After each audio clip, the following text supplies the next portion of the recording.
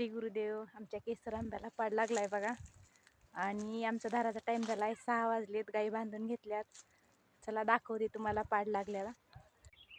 हे बघा, छान असे 2 पाड सापडलेत बघा मला.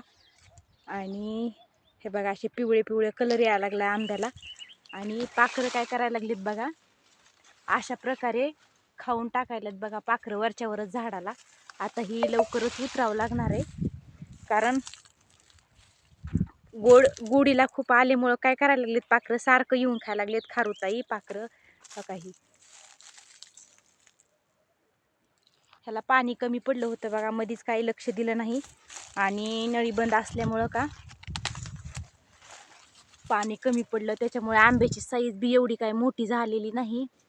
पण बरे आहेत, ज्याला काय पाणी भेटलंय का ती झाड बरे आहेत, झाडाला आंबे बरे आहेत बघा. आता इकडल्या झाडाला काय आंबे फारसे आले नव्हते, काय आले तर भरपूर मोठे आहेत बघा. हे किती मोठे आंबे झाले, तर छान आंबे झालेत बघा. चला तर मग मी चालले धारा काढायला. श्री गुरुदेव सर्वांना.